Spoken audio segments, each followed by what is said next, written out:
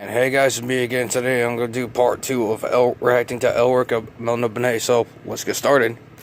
Strange and remember me. Hammering home further still that despite elements of the character and his stories being paid homage to fucking stolen by companies that are now raking in Game of the Year awards for such, elric still, for some baffling reason, has yet to be adapted to the medium. Now, I have a concept for that. I may be making a video about it at a later date, but the long and short of it is the original creative team, artist included, up and fucked off the project halfway through, yielding a story that still fucking rules. Not even shitting here. I didn't even notice they were gone. The difference is outright imperceptible. More importantly, the comic finally depicts the fated first meeting of elric and his darksome demon blade, Stormbringer. Perhaps never rendered with more malevolence than in this torpid tome right here. His hand fell upon the pommel of his black rune sword. Stormbringer, seemingly half-sentient, was now his only companion, his only confidant, and it had become his neurotic habit to talk to the sword as another might talk to his horse, or as a prisoner might share his thoughts with a cockroach in his cell. Well, Stormbringer, shall we walk into the sea and end it now? At least we shall have the pleasure of thwarting those who follow us. Now, for the confusing shit, this story is called Stormbringer. But so is the sixth and final elric novel, which this is not an adaptation of. Thanks a lot, France. You're swell. I still recommend you read the books, by the way, because thanks to their pulp origins, they're quick, painless reads with mercifully short chapters in large typeset. Many of the editions are illustrated by many of the greats in the comic industry, like the magnificent Michael Kaluta, who you may remember from my 2 videos on fellow pulp icon, The Shadow. But combine these 2 graphic novels together, and what you wind up with is the first and second half of the paperback novel that's sold commercially under the title of Elric of Melnibone. Excellence in illustration, a story supreme, the ideal elric introduction. Next.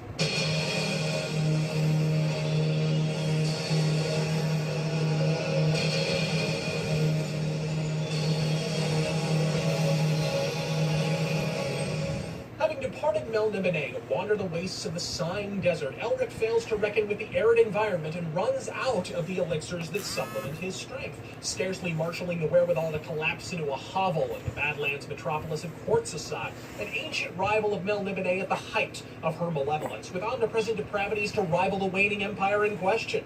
Now, this is a clear analog to the Middle East, much like how today members of ISIS or Al-Qaeda feverishly relate how their ancestors held the city of Jerusalem against the infidel advance while conveniently ignoring that they had their asses righteously deflowered in the overall. The Quartzasadi similarly cling to their apocryphal belief that they alone held back the Melnibonean conquest, but in actuality the empire may have simply lost interest.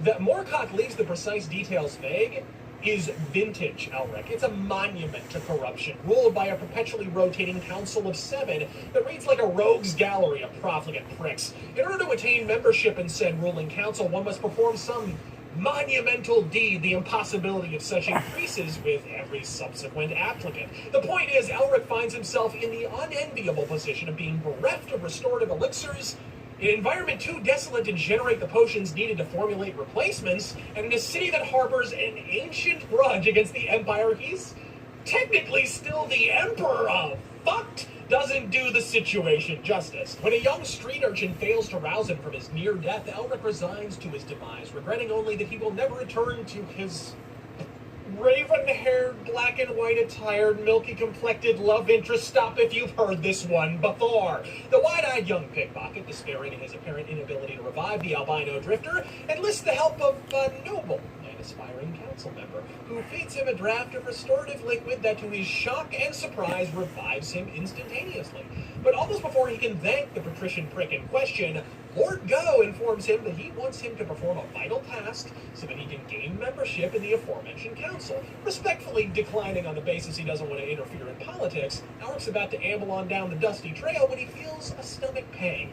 At which point, Lord Go informs the White Wolf that the restorative liquid was in fact a slow-acting parasitic poison, which if he doesn't consume on the regular, he will ultimately succumb to, and wouldn't you know it, Lord Go has the only antidote. It's a bit of a fantasy spin on the film noir classic DOA. With Elric by the short hair, Lord Doe abducts the urchin boy as further insurance, tasking him with the recovery of the pearl at the heart of the world. A gemstone the size of a Jim Sterling suppository, reputed to be hidden in an impassable location whose exact whereabouts remain an absolute mystery. Now, I won't spoil the particulars, as the actual location of the pearl is a fascinating and original concept where lesser scribes might have settled for more conventional fantasy fare, but it's the conclusion of the novel that may well be the single most Elric moment in the ever-loving series, where modern fantasy authors use phrases like moral ambiguity to describe a character who, distilled to his essence, is just a white knight who gets paid for it and maybe cuts a wisecrack or two. The ending to The Fortress of the Pearl demonstrates emphatically that Elric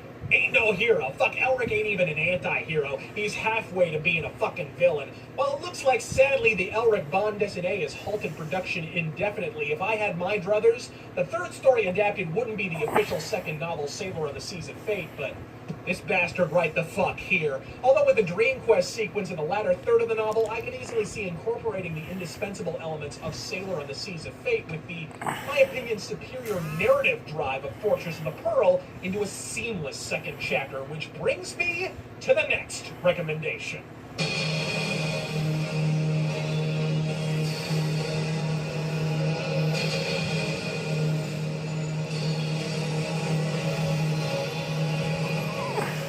To be perfectly fucking frank about this, Sailor on the Seas of Fate, fucking weird. Not the parachute pants phenomenon weird, like prowling the prairie with pants full of poo, nylons firmly affixed to forehead, repeatedly shouting the word beans in full Shakespearean pentameter weird. The myth around Ladbroke Grove was that I was doing all this acid, I was, must be piling on the acid because it's the only way you can produce this stuff.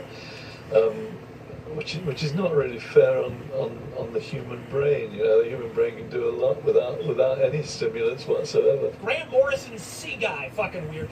Goose shit, fucking crazy. And it's for that reason, along with the fact that the book happens to rock my cock, that I recommend Fortress of the Pearl as the second chapter. With that said, Sailor on the Seas of Fate can hang with its acid dropping.